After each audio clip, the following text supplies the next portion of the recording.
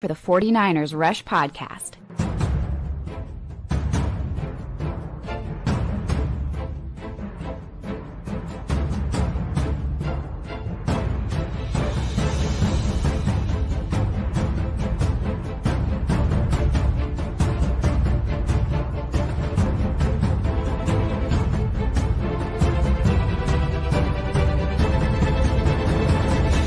And here's your host, John Chapman. What is going on, faithful? This is awesome. It's Thursday. It's the Coach Approach. We've got a whole bunch of stuff to get to, but first, I am joined by the legend, Ant, 49ers Cutback. How you doing, brother? I'm doing great. It's an interesting offseason so far. I don't think free agency got off to the start that anyone was expecting. We've seen the 49ers strike on bargain basement players, and we're wondering exactly what their plan is. I think this is the first time in an offseason that we've really looked at the 49ers and been like, what exactly is the plan? And I think we're going to go through these positional needs today and try to figure out maybe a little bit of an idea of what the plan is, because it's not making sense to me for the most part. But I think it's an interesting time, and it's an interesting time for the 49ers. And everyone's wondering, is Jed York just cheap, or is this a method to the madness that the 49ers are going to figure this thing out? I think it's a really interesting time in San Francisco. It's weird, man. It's weird. And I hope that this is just one thing, but we'll see. But we're going to talk some McCorkle. The chat is already on fire. We've got insults. It's just what it's going to be. Mac Jones brings a certain, I don't even know, PTSD, trauma, wild card. You ever see Always Sunny? Wild card. Like Charlie, like that's what it is. And so, like, let me just say this. My own personal opinion, I'll throw this out there early. I am not a Mac Jones fan. I don't like Mac Jones. I didn't want to sign Mac Jones. But did you upgrade your quarterback to position? Yes, you did. Is he better than Brandon Allen? Yes, he is. Is he better than Josh Dobbs? Well, that's debatable, but not for Kyle Shanahan. He hated Josh Dobbs. It's really, really weird how much he disliked that man. Shanahan just has certain players that he just doesn't care how good they are. He's not going to give them a chance. But that's what it is. So, but the meat of today's episode, which I'm super excited because I haven't seen these answers. So the top 11 positions, we're going to rank them 0 to 10. Okay. In whatever order. So like your offensive positions, you go right, defensive tackle, defensive end, linebacker, corner, safety. Then you talk offensive positions, interior offensive line, offensive tackles, tight ends, wide receivers, running backs, quarterbacks. Where do you rank those 0 to 10? And you can't reuse a number. So you like, for me, this was hard because I went through and rated them. I was like, nah, that's not right. This one's more than this one. So I haven't seen Ant's answers. He hasn't seen mine. We're going to go through. And some people are already putting their answers out there. Shout out to David. What are the most important positions? That's what we're going to be spending the majority of our time on.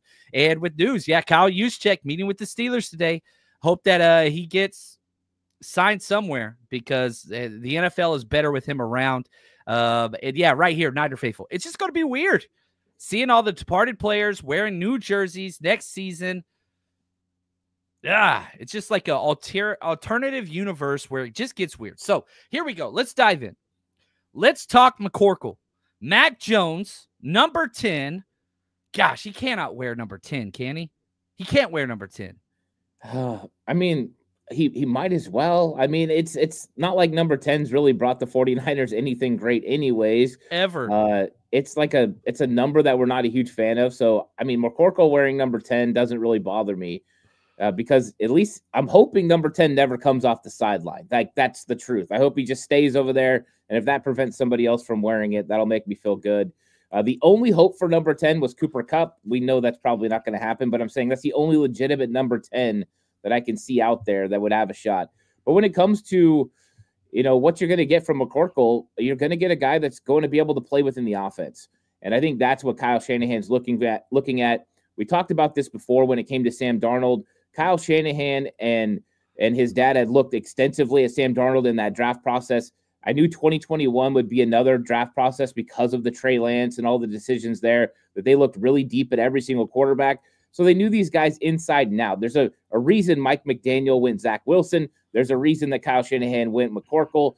And I think you're getting a quarterback that is going to efficiently run the offense. You're not going to see anything dynamic. You're not going to see anything deep down the field. no athleticism really.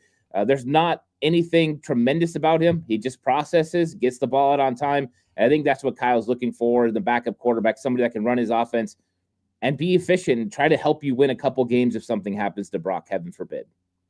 Yeah, and, let's get through some of these questions on Mac because, again, Marco comes out. Do you guys think hiring a Mac Jones confirms Kyle really had him? No, I'm not that tinfoil.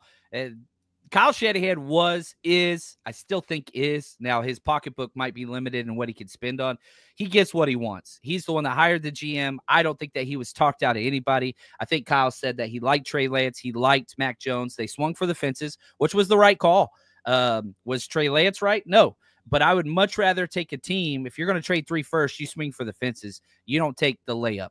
And Mac Jones is exactly what I thought he was. Here, I want to pull up. I pulled my pre-draft write-up on Mac Jones. This was before the first round of the draft, wherever he goes, right? Efficient. Ant talked about it. Best pass efficiency rating in NCAA history. He was off the charts. Led the NCAA in completion percentage, 77%. Passing yards per attempt, 11.3. I mean, great. Loves to attack trail man coverage. That's his, go-to. You're not going to see a lot of that for the 49ers. Read progressions, A+. Very common to see him get through 3 reads on a given play. Can read the entire field, left to right, right to left. Not a lot of arm strength. Much more of an anticipation thrower. Stop me if you heard that before with Shanahan quarterbacks.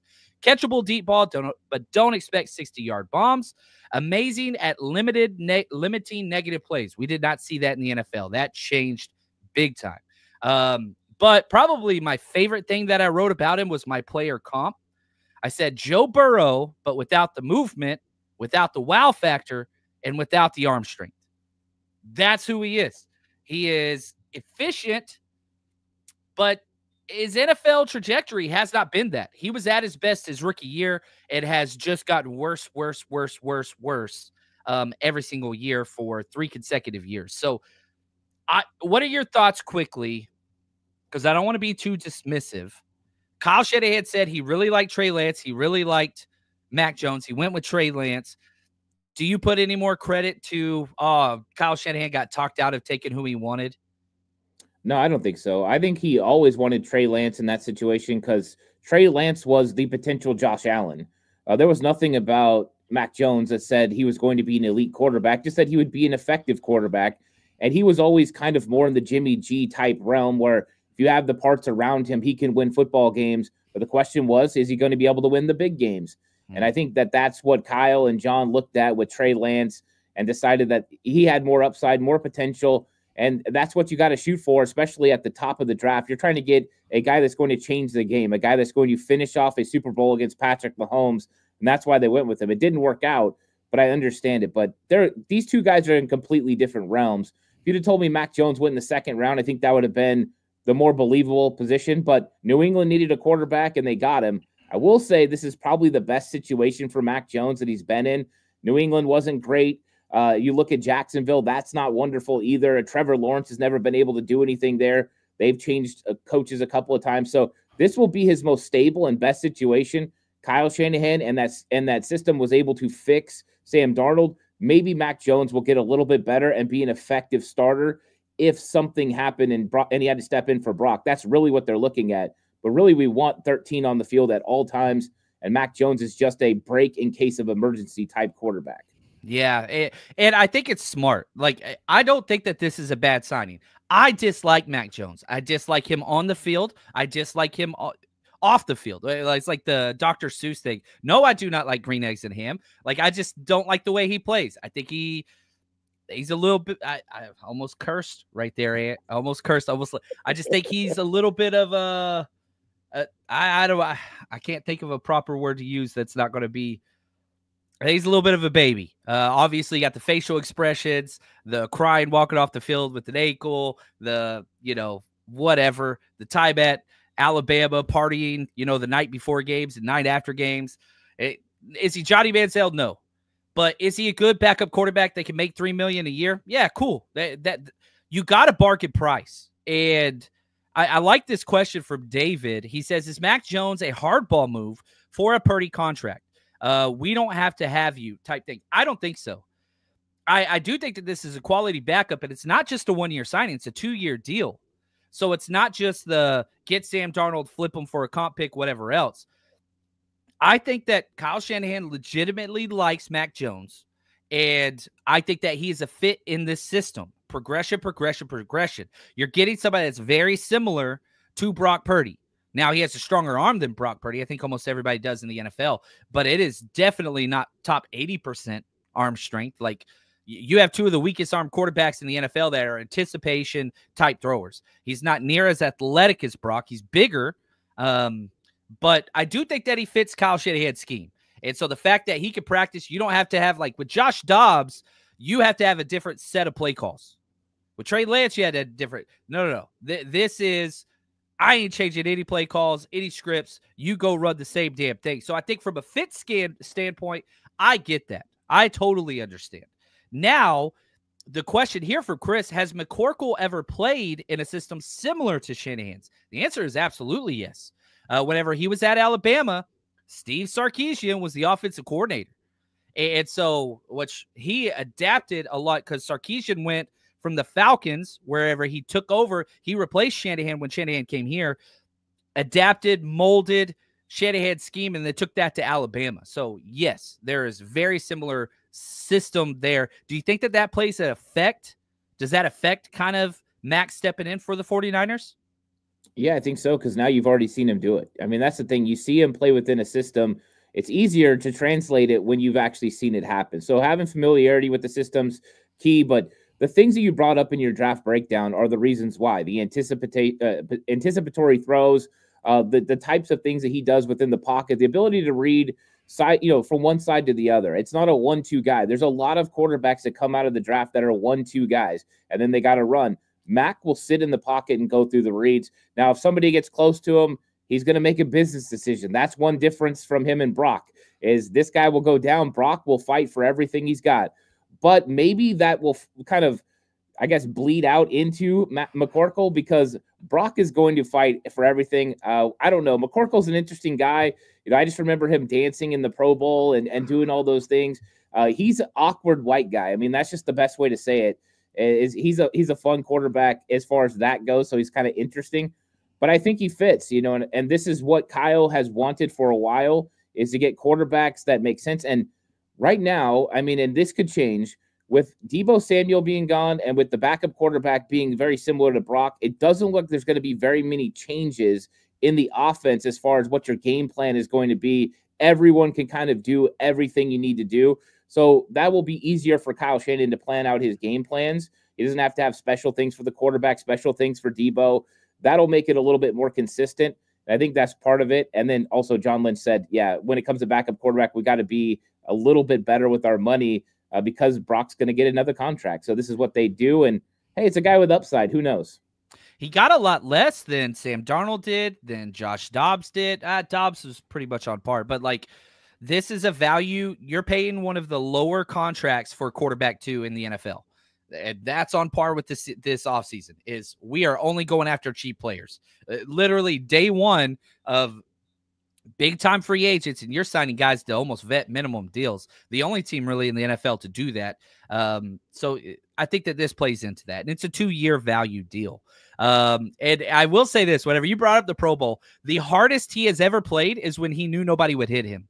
Like, that dude falls down and cries and like literally just scared of contact. And that was who he was at Alabama too. So he was that way with the Patriots. He was that way with the Jags. Like, he's soft. He's just a very, very soft football player that plays quarterback. The one time he wasn't soft was the Pro Bowl when nobody was hitting. And then he goes all out and celebrates like he's whatever.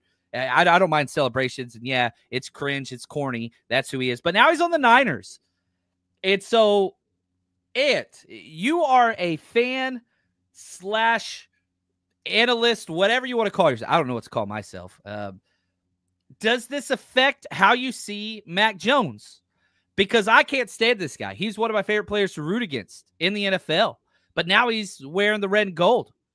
How do you balance, man, this dude's a little bit of a turd. He's cringe, not a good teammate.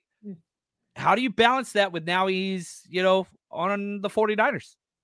I think I just let it play out. That's usually how I let it happen is see if this guy kind of endears himself, throughout the process. Let's see what happens when he gets into training camp and how he operates and how he carries himself, and you're hoping that maybe he's going to carry himself differently and you'll start to change your opinion on him because you just don't know.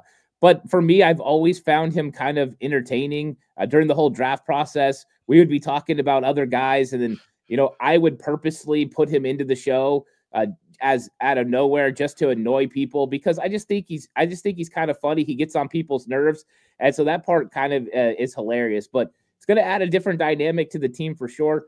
But yeah, I mean, if he goes out there and performs and he plays well, I think everyone in the fan base is going to come around to who Mac Jones is. But if he plays bad, they're going to turn on him in a drop of a hat, as well they should. And I think that's one of the things he's got to deal with.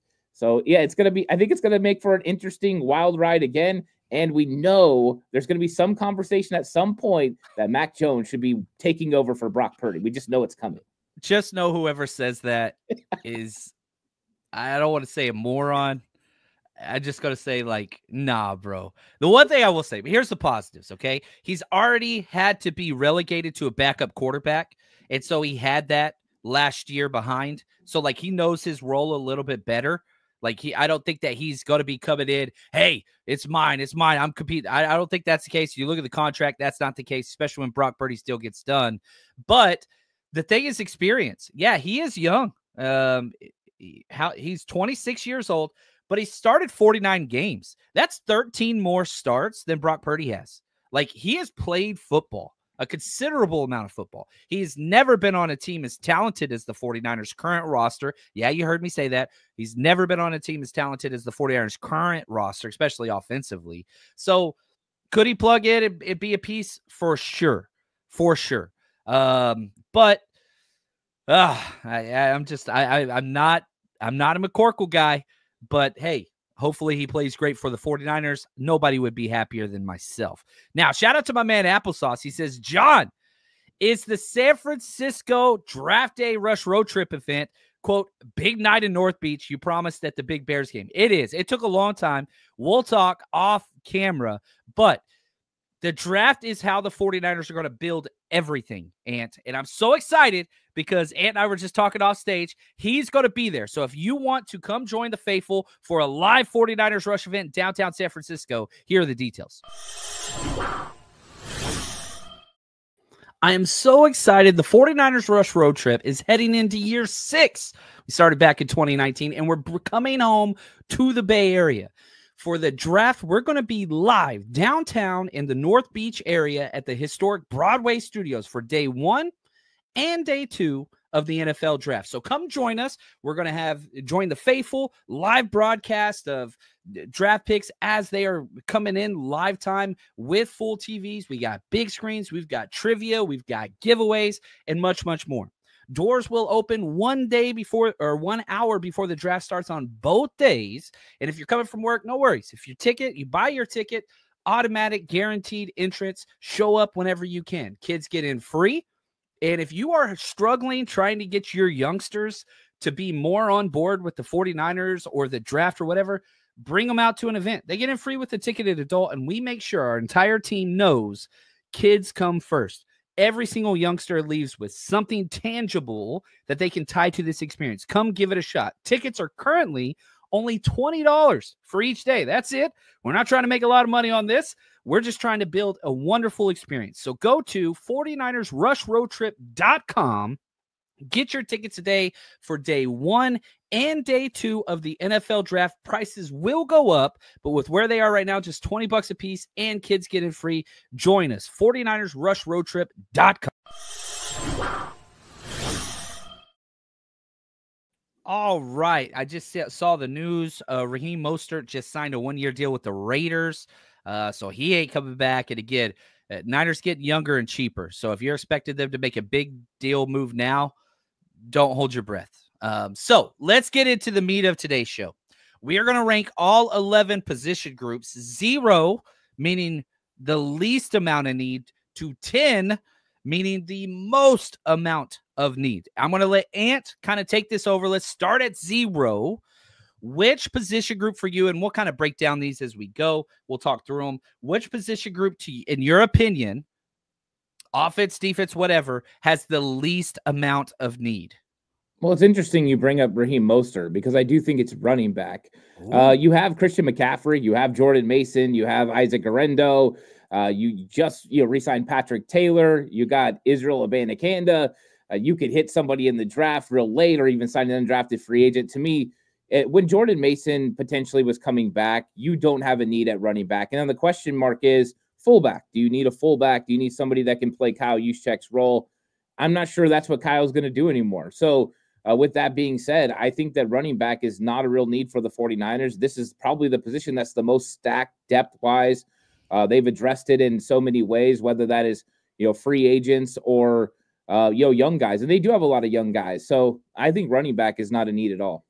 Would you draft a day 3 running back with that being such a strength in this draft? You have 5. Here's the current, no particular order: CMC, Isaac Guerrero, Patrick Taylor, Israel Abanikanda, and Jordan Mason. You only got 5. Would you draft another one? Yeah, I'd be interested in drafting one if one fell at a certain spot, that it was comfortable, especially if someone with an elite trait. I think that would be a player to go with. But I think there's so many really good running backs. There's probably 30 draftable running backs in this draft that there's probably going to be a couple of guys that are undrafted free agents. And we've seen the 49ers be able to hit on those guys. Jordan Mason is one of those guys that they were able to hit on. So I think that it could be late or it could be an undrafted free agent to kind of come in and compete. Okay, that I had running backs at 1, so I'm curious if we flip these. So running back 0 for Ant. Who's your number 1? My number 1 is quarterback. I think flipped them. We just flipped them. Yeah, so now that we've got McCorkle, depending on who's 3, who cares, right? I mean, it doesn't really matter at this point. But yeah, I just don't think it's a need. I don't think they need to address it. And so it's either going to be Tanner Mordecai or somebody else. But even then, it's going to be someone extremely cheap, and that'll be fine. The 2 guys are the main way to go. So we flipped it for sure. Running back and quarterback, I think, are the easiest of the 2 positions to see that they've got depth now, and they've taken care of it. There we go. I like that. All right. I'm cool with that one as well. So who's number 2? So 0 running backs, 1 quarterback. What position is 2 on your need scale?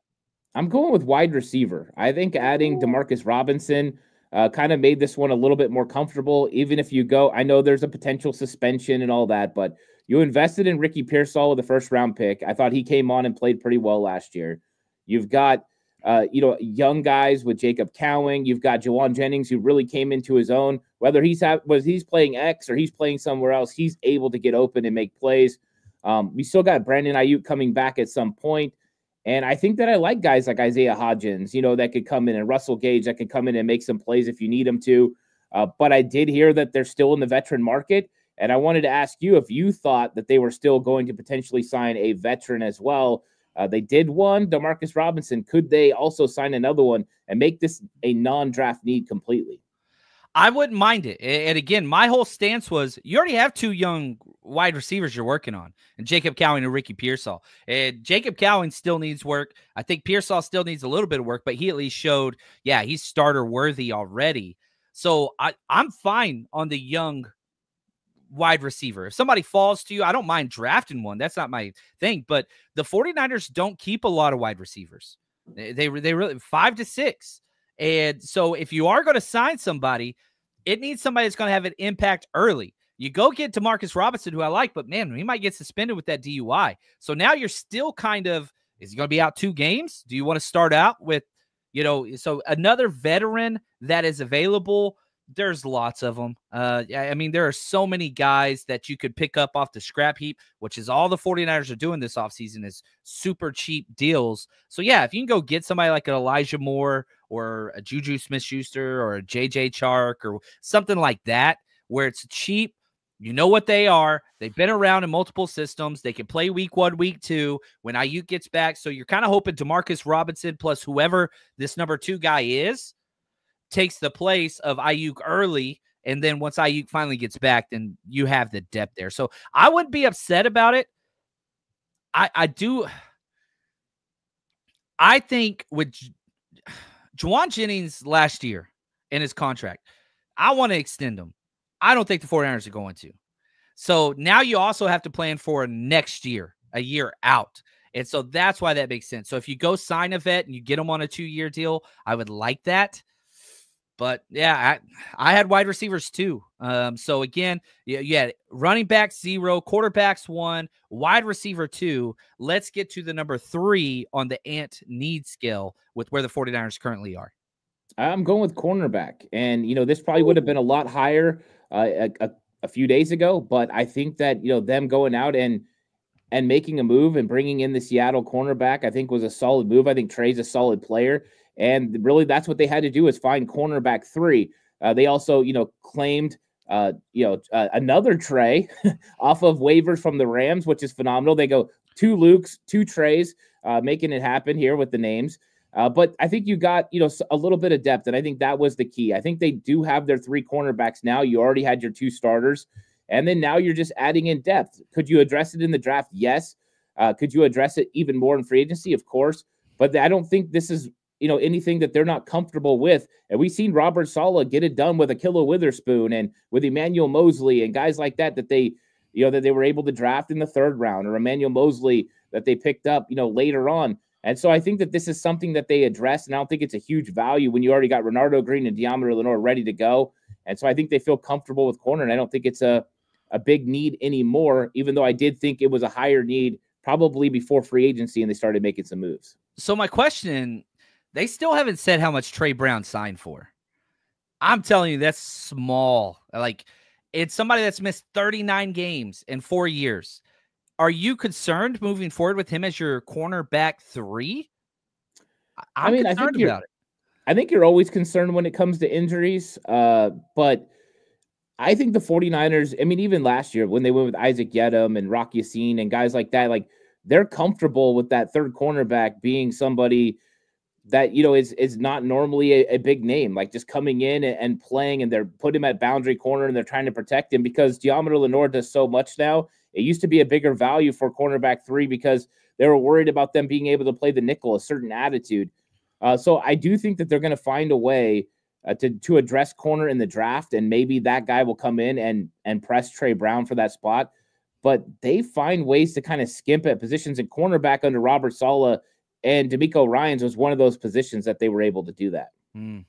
I like that. And man, NY Niner says, I tried to rank these 0 to 10, could only get as far as 3. I see holes everywhere. Our roster looks like a bagel store. See, I had cornerback 6 on my scale. You had it 3. So this is our first big discrepancy. So I'm curious to see what these next 2 positions are. So cornerback at 3. Where's our number 4 spot on the need scale as we get more and more serious and more dire as we go through this list? Yeah, I got tight end next, and I think that they addressed it, in free agency already. I think that they do need to get a 3rd tight end. I'm not sold on Jake Tunges. I'm not sold on Braden Willis. I think that they need to get a solid 3rd tight end, but I think this is an easy fix in the draft. I think there's talented players in the draft that you can get in mid-rounds that can step in. A lot of them are better pass catchers than blockers. You already have your blocking tight end. So now you can get a pass catcher who can develop as a tight end, and you could use those guys and develop a nice tight end there. And so when I was doing my rankings, I tried to find, if you were 1 or 2 deep or you had your starters, I tried to keep it a little bit lower on the scale if you're filling in depth. So that's kind of my thought process. And I thought tight end, it could have easily flipped with cornerback. I thought those ones were really close. I just thought that they've added so much depth recently that it's less of a need. But I still think we need a 3rd tight end for the 49ers to move this one even further down. Yeah. The tight end class is crazy deep, and there's so many guys. I want to move tight end. If I could have like John Chapman, you can have any player that, in the 3rd round or 4th round or whatever, it's Harold Fannin Jr. Like, I freaking want him so bad. And if you want the fullback role, and like I still see people post, oh, well, Luke Farrell's going to be a fullback role. And I'm just like, you have not watched his tape at all. You have not looked at his alignment at all. That is not what he brings. And I see the same stuff about Trey Brown saying, oh, he's going to be nickel. He's 5'10".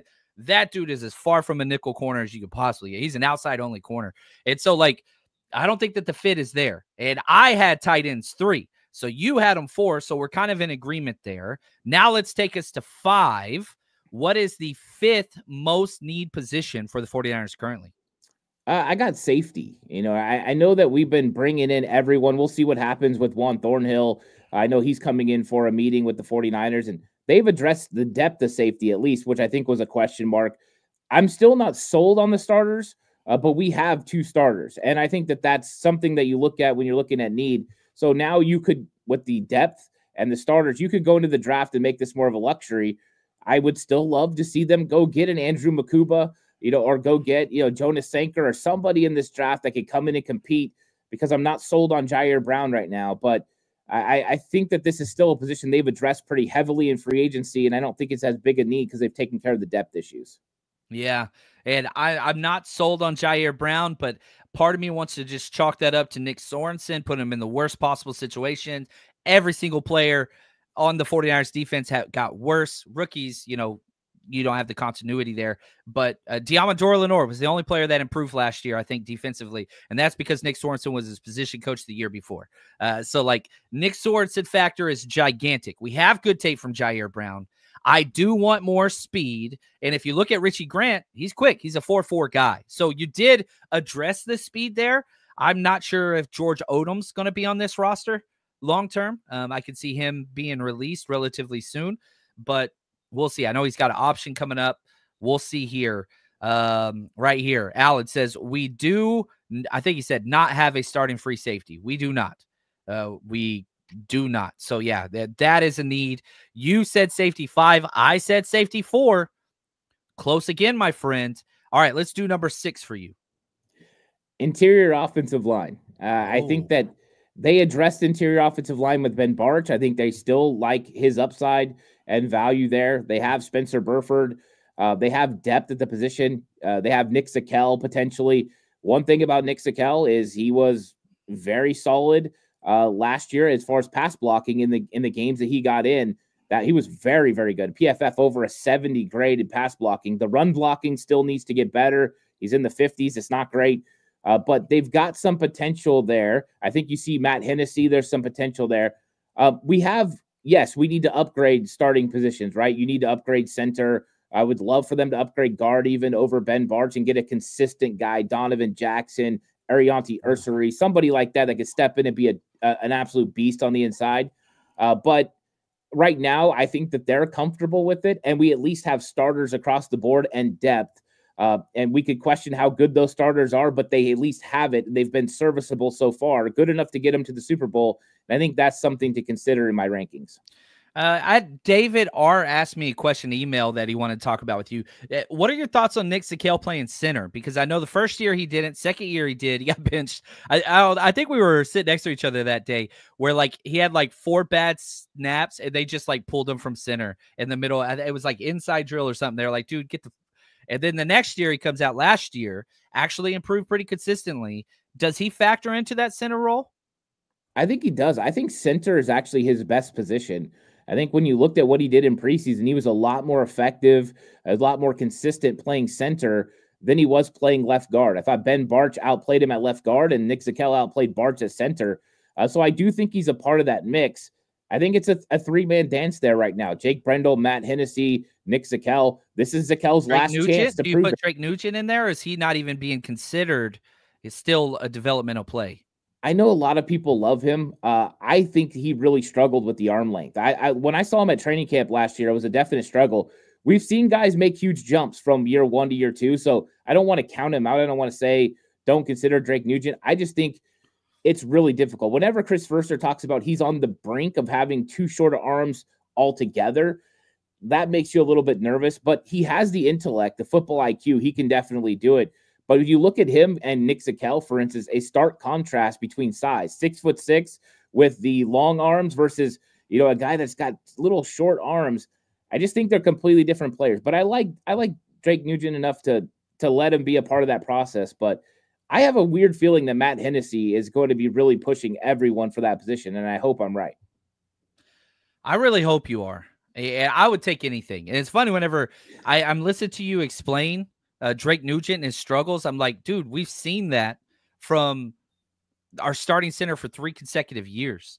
And so, I put interior offensive line 7. You said 6. So I was 1 more on the need scale there.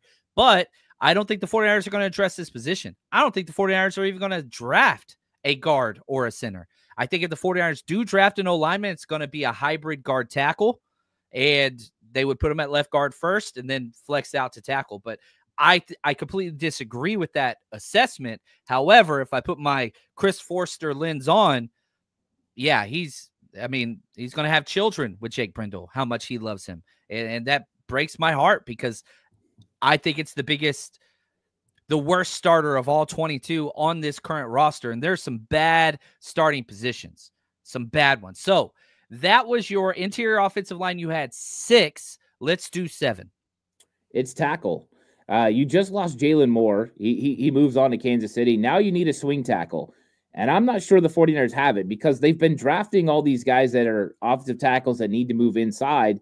So I don't think they really have that guy. And I know people have brought up like Austin Pleasance. That's, definitely a possibility. But I think that they need to address it. This is why your thought process of them drafting an offensive tackle or a hybrid guy makes a lot of sense. Hey, go get my guy, Donovan Jackson. He'll fix both problems. He can play left tackle. He can play guard. And you have a guy that can do it. But they definitely need to address the position. And like I said, whenever there's a hole, and that the tackle position right now, there's a hole behind Trent Williams and Colton McKivitz. That's where I think it elevates over interior offensive line because at least those holes are filled. So they need to figure this thing out, and they need to get someone. My guess is it's going to be either a low-priced veteran or somebody that they hit in the draft that they believe could be that guy. We've seen them do it in the past with guys like Justin Skule or even Colton McKivitz, guys that could step in and then eventually become starters. I think that's probably what they look for in this draft, a mid-round, 4th, 5th, 6th guy that can step in and play that position. And I think that they are going to keep that open. They met with a lot of the top offensive tackles, and I don't think that they're going to shy away from that position. But if the board doesn't go their way, Justin Skule's out there on free agency right now. Like, you could bring him back.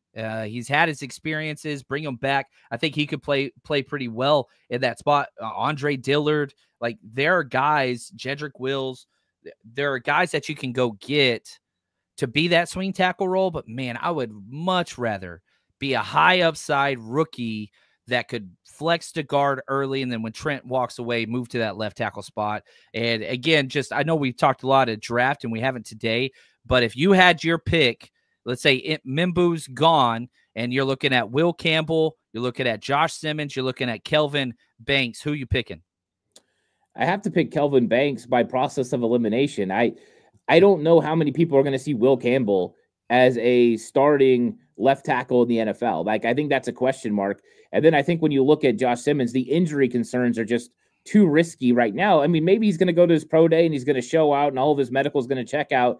But I think that's still going to scare a lot of teams away from Josh Simmons. So I would probably go with Kelvin Banks, even though I do like Kelvin Banks. I think he's a perfect fit for the 49ers scheme. He is a guy you could stick at left guard next to Trent Williams, and he could win there. Or you could just have him be the understudy, and he could be that swing tackle. If something happened to Colton McKivitz, he could step in and play right tackle, no problem. If you wanted a competition, you could probably do that as well. I just don't know if they would want a rookie offensive lineman on the outside initially if they didn't have to. But yeah, Kelvin Banks would be the pick. I like it too. And if you want to bet who goes first overall or certain players to certain teams, this is where you got to do it. If you're serious about sports betting, you need a sports book that actually works for you. And that's why I use MyBookie. I've been working with them for over 5 years now.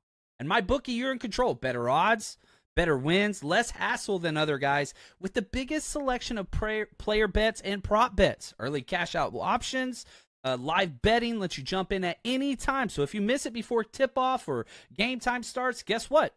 You get to play your way. Whether you're locking in picks pregame, riding the action live, MyBookie makes sure you always have access to the action. It's not just sports. MyBookie hosts the party that never ends with full-fledged casino. They've got everything from blackjack, roulette, video poker, slots, you name it. So if you're new to MyBookie, sign up now with promo code 49ERS or use this QR code next to me. Get a deposit bonus up to $2,000. Remember, gambling's a marathon, not a sprint, and it's all about building up your funds over time. Don't settle for second-rate book. Bet smarter, win bigger, only at MyBookie. All right, we got 3 positions of need. The biggest, and guess what? I hate to say it, on my list, these are the 3 biggest positions as well. These are my 8, 9, and 10. So we're in agreement here. And the remaining positions in no particular order. We'll go with 8 first. But the 3 remaining positions, you've got defensive tackle, you've got defensive end, you've got linebacker. So, Ant, which one is your number 8 biggest need on the roster for the 49ers currently? I went with linebacker. I think Same. with Drake Greenlaw moving on, you got D Winters, and I love D Winters in coverage. I think when it comes to playing nickel, which they're going to be in 70%, 70+% of the time, he's going to do great. And I think that's really great. I think the problem is when you're going against teams that want to load up and run against you, how is he going to play against the run? That's my question mark. Dre was a monster at stopping the run, a secure tackler. D Winters has great instincts, but I haven't seen him be able to finish consistently and make those plays and be able to shed blocks and those sort of things. And then I just have a question about Sam. I know Curtis Robinson's coming back, but he's coming back off an injury. They weren't really willing to give him that spot last year. Is he ready for that role? Where's Tatum Bethune in his development? I mean, this guy can stop the run, but in coverage, he's a little bit of a liability.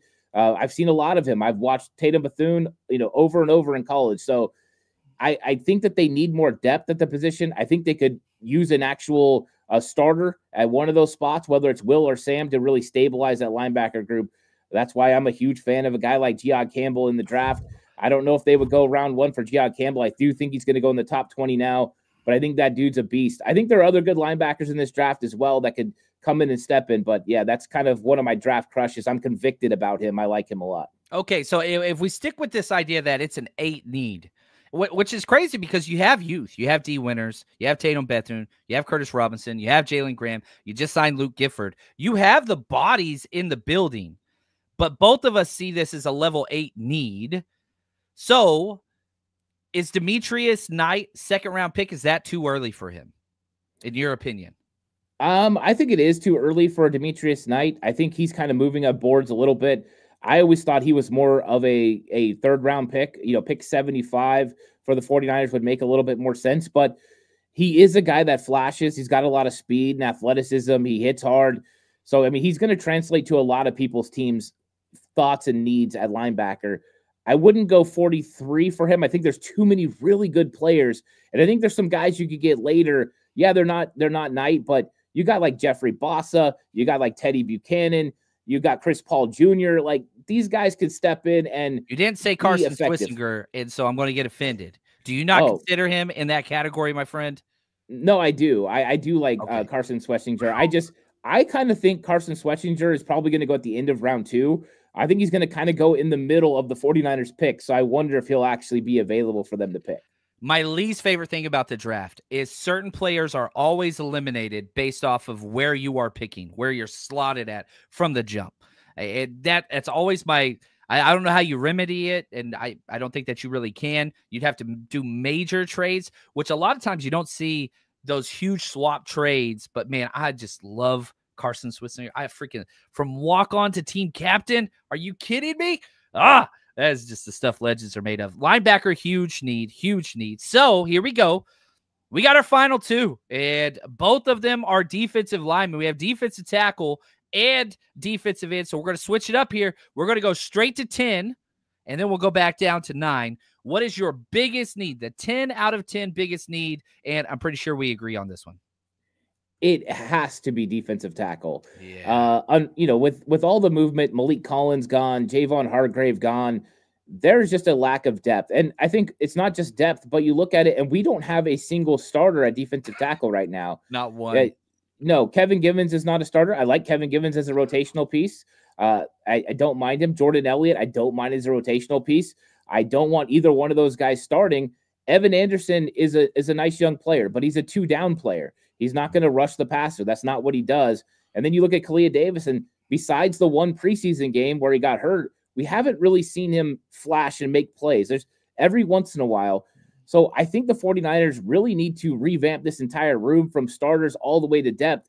And I've said this for a while. We needed to where one of those guys, either Evan Anderson or Kalia Davis, aren't good enough to make this football team, for the defensive line to be good enough to really make some headway this year. They've got to reshape this D-line. And yes, this is the perfect draft to do it. You've got so many really good defensive linemen. It doesn't matter if you need a plug defender or you need a 3-tech that can get in the backfield and make plays. You need guys that can do both. They have it all in this draft. So if ever you were going to go big on defensive line, this is it. But yeah, this is the most bare room that I've seen the 49ers have in a long time. It's rough, man. You got 4 pieces, but as you said, none of them are starters, all rotational guys. So let me ask you this. If you had to start, we only got 4. Who are your 2 starters currently on the roster? Like, you've got to send your unit out there, your starters. Who are your 2 starters right now? It's tough. I think it's probably Kevin Givens and it's probably Jordan Elliott for the mere fact that, he can somewhat do both. I wasn't a huge fan of his play last year, but I worry about Evan Anderson being able to put pressure on the quarterback. And you don't have Leonard Floyd anymore. I know that's a different position, but at least with that, you could pull Evan Anderson off the field and you could have put Yetur Gross-Matos in to rush from the inside. But I just think that right now, those will be your 2 starters, which stinks. I think if Evan Anderson improved, which I think he will improve from last year to this year, maybe he could step in on downs 1 and 2.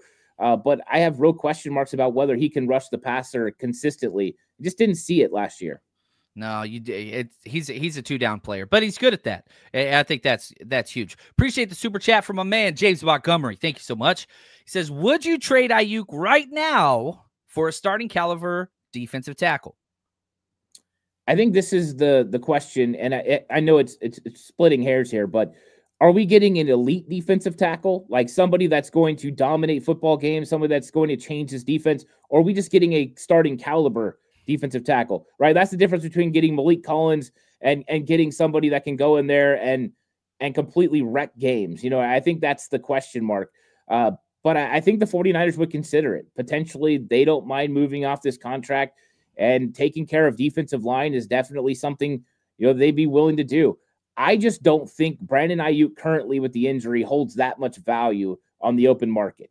I think teams were interested in Ayuk right now because they thought they were going to be able to kind of take advantage of the 49ers and get him pretty cheap. I don't think that's the case. I think they're going to wait for Ayuk to come back, but it'd be tempting for the right defensive tackle. I just don't think that it really makes sense, and I don't see a lot of player-for-player trades anyways. I know. I wish there were. If they just made the contracts 100% guaranteed, then you'd get the basketball, baseball trades that you see, which I love. But yeah, with NFL owners and the dead cap and all that stupid stuff, it just makes it so hard. So yeah, in essence, yes, I consider defensive tackle and wide receiver on the same playing field as far as premium position tiers. I think that they're equivalent to each other. The problem is selling damaged goods. I don't like selling low. You already paid out so much dead cap. You're already the dead cap kings. The 49ers have over $100 million dead cap this year and next year combined. You're paying $100 million salary cap to players to play for other teams. This would make it even worse. So I think you got to stick with Ayuk at this point. Now, the good news is this draft is loaded with talent. And so before we get to draft talk, sorry, I gotta pace myself here. We haven't talked defensive ends. That's our number 9, our second most important thing. And man, release Leonard Floyd. You were in the market for Bosa, but you didn't want to pay up, so you lost him. I don't think that was a bad decision, by the way. But yeah, you have literally Nick. Here's the defensive edge on your team currently: Nick Bosa, giant gap. Sam Okuanu, Alex Barrett, Robert Bill, Yetur Gross-Matos, you want to put him in there? We'll see. I'm not sure if he's going to stick around. Drake Jackson, Teron Jackson, Jonathan Garvin. Outside of Nick Bosa, this is the worst defensive end group in the NFL. Yeah, I think that this is tough. I was surprised that the Floyd release happened without a Bosa signing or without a difference maker at defensive end signing. I thought that was interesting, but ultimately, they have some sort of decision to make there. Now, we know Floyd was over 30 years old. They are trying to get younger. Yetur Gross-Matos is still a pretty young guy. So I think it makes sense why they decided between the two to go with Gross-Matos. And I think that they think his season last year was derailed because of the injuries. And I don't think they're wrong. I think he would have had a better season if he would have been healthy the entire time. But it's become a big need now. I think it could be addressed still in free agency if they can find the right price for the right player. There's still some guys out there. And then I think you have to address it in the draft. But we've been talking about this for a while. There's some really good defensive ends in the first 3 rounds. I think there's some guys even later on that could be niche type players, guys that bring, pressure off the edge. You're talking 4th round. You could get a guy like Q Robinson from Alabama that can bring pressure off the edge. So there's guys in this draft. And, we've been talking Nick Scorton, Michael Williams, like all these guys. Those guys are all still in the mix for the 49ers in round 1. They could absolutely go edge and play somebody next to Bosa and have Gross Matos as the backup. But it's a position of need for sure, because I don't think we know who the legitimate starter is opposite of Bosa right now. I would lean towards Gross Matos, but I don't feel confident in it right now. Robert Beal Jr. is not going to be a starter in the NFL. So I don't really know where they go, but I figure they got some sort of a plan. I'm just having to trust. That's one of the things that's frustrating about this process. We don't know what the 49ers plan is right now. Yeah, you look at Yetur Gross-Matos ranked 111th out of 119 edge players last year. My 2 starters would be Sam O, opposite of Nick Bosa. But again, he's a good player, but he's an undrafted free agent that performed well over.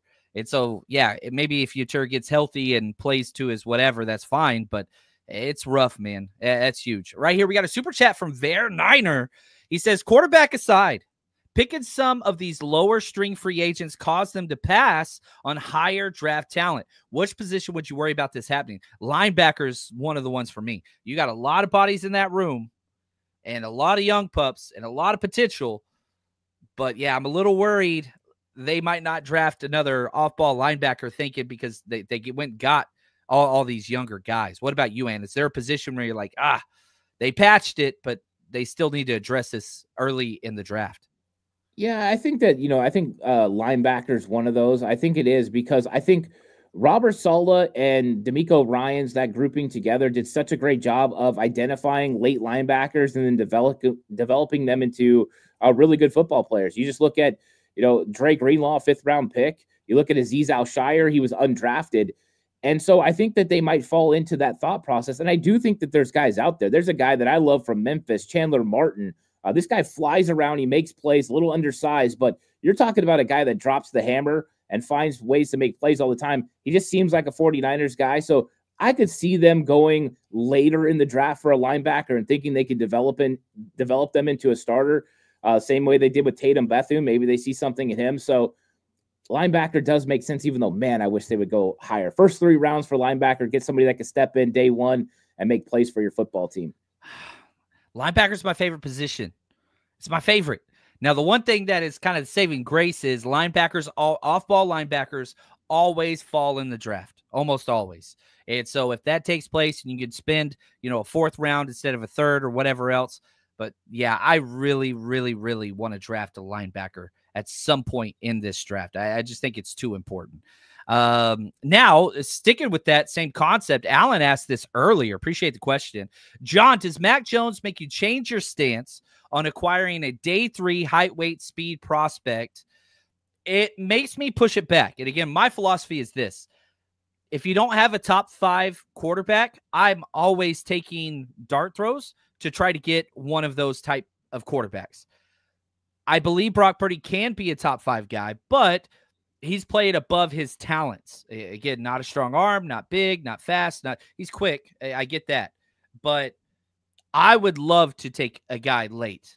But this does push that back. Whereas before, if you took a 4th or 5th rounder, I'd be cool with that. Now I'm like, okay, 6th, 7th rounder. Somebody like a Joe Milton, somebody that is a big, whatever height, weight, speed guy at the quarterback position. Because, yeah, you got 3 quarterbacks, but Tanner Mordecai might just be where he is, which is a practice squad quarterback that maybe a couple years down the line could evolve into something. But, yeah, I'm still that quarterback 3. I would be fine spending a 6th, 7th round pick on quarterback. Do you agree? Yeah, I mean, we've seen the 49ers hit on a 7th round, quarterback with Brock Purdy. And I think that we've seen them consistently look for guys that are late rounds or even undrafted free agents when you talk about Tanner Mordecai and others. So I think that that's probably, especially with the way the compensatory picks worked out, they have the extra 7th rounder now. I think it's a little bit easier to take a dart throw at a quarterback there. and then potentially, even an undrafted guy. But we've seen the 49ers be worried about quarterback 3 for a while. So I don't think they're just going to rest with it being Tanner Mordecai. And I know there's some people that are very high on Mordecai. I don't think I've seen enough to get very high on him yet. So I do think that they will get a quarterback. But right now, I would say it's probably one of those last 2 picks in the 7th round or undrafted free agent. Yeah, I'm cool with that too. This is not a great quarterback draft, but if you get a guy that falls, take a flyer all the time. Quarterback is just like, I don't care. Even if I had Josh Allen, I still don't mind taking flyers. I don't care who it is. Quarterback is so damn valuable. If you have one, backups, you need them all the time. And I love that. Like, you look at the Patriots, they go get Drake May, and he was my quarterback too, which was right. I just had the wrong order with number 1. But that doesn't mean that the Milton pick was a bad pick. It was a great pick. And so, yes, there's always need for quarterbacks all the time. So I'm still swinging for the fences there. That's going to wrap up our show, Ant. I don't know if I feel better. We got some McCorkle talk in. We ranked the biggest positions, and there's a lot. In the past, there's always this idea, like, I always get the comment, there's not enough room for these draft picks on the roster. I don't think we're going to get those comments this year. No. It's rough. There's plenty of room. There's plenty of room for the draft picks. You could actually get more draft picks by trading back. I think the 49ers would love to walk away with this draft with at least 11 players, which they have the picks for. But I think if you told them they could get 13, I think they'd be interested. Yeah. I hope we trade back. Still my favorite. I think it's everybody's favorite. You just got to have somebody to dance with. That's kind of what you got to do. Oh, well, actually, I have this in my notes for a future show, so it adds this. Let's do this. Would you trade with Seattle? Seattle picks pick 18. If Ted McMillan is on the board, they want to trade up for that wide receiver. Would you swap from 11 down to 18? If you go to the draft pick trade chart, basically it would cost the Seahawks their 3rd round pick this year and a 3rd round next year. Would you do that knowing a wide receiver, a stud wide receiver, would go in your division and help Sam Darnold? Would you still do the trade? Yeah, I would, because I'm always thinking that me getting the picks that I'm going to do more than they're going to do. And so, I mean, I love Ted McMillan. I think he's a very talented player. But, they've still got to figure out a bunch of things there. I'm not really concerned about them overall. So I would do it. I know that divisional trades happen. They're not very, common, but they do happen. But I think that would benefit both teams. And I don't know. I just think Kyle Shanahan and John Lynch are kind of the type that's like, you're going to make a mistake with your pick, and we're going to hit it with our picks. Let's go ahead and get it done. I love the philosophy of, I'm going to do what's best for my team. I'm not going to worry about your team. Does this make the 49ers better? The answer is yes. I'm getting as many 3rd round picks as I possibly can. And again, this doesn't make sense on the trade chart. And I understand that people will disagree with this take, but I truly believe this. I would take 2 3rd rounders, 2 middle 3rd rounders this year than the number 11 overall pick. I know that doesn't make sense, and I know you're not going to trade back for that, but I'm telling you, every single time I do a damn mock draft and I'm in the 3rd round, I'm like, yep. Like, that is the sweet spot. So if I could do anything, and I know everybody always says trade back and get a 2nd. Not one time this millennia has the number 11 overall pick been traded for a 2nd round pick being included at all. You get 3rds or you get future 1sts. That's it. It just hasn't happened. Teams don't trade 1st and 2nd rounders together to get in the 11th spot. So that ain't going to happen. So 3rd rounds, possibility, I would totally do it. Man, I would fall back to you give me I want a 3rd round pick. I want all the 3rd round picks, man. I want 3rd round picks. Well, anyway, and you are the 3rd round pick in my eyes. Amazing show. What do we have coming up next on 49ers Cutback? And talk to us just about kind of your schedule upcoming. Yeah, so depending on what happens, I've been kind of playing this thing by ear. I'm still continuing with my draft talk. So I've been breaking down 2nd day players, day 2 players, rounds 2 and 3. So something like that's going to come out tomorrow. I've been working on some things. And then Sunday, I've been doing the Red and Bold show with Mark Adams. So come check that out. We've been doing around 1 p.m. So, come check it out on Sunday. Stop by, say hi to Mark. And it's always a lot of fun. He has a unique perspective on 49ers, kind of a writing mentality. And so we have a lot of fun with that. So come check those things out over the weekend. Yeah, I like it. Mark's good people, man. He's a great guy. Anyway, this has been a lot of fun. I appreciate all of you. Head to 49ersrushroadtrip.com right now. Get your tickets for day 1 and day 2 of the draft. Come party with me and Ant. We're going to have a good time. And until next time, you guys are all third-round picks. You are the best. You are not McCorkles. And until next time, stay strong, faithful.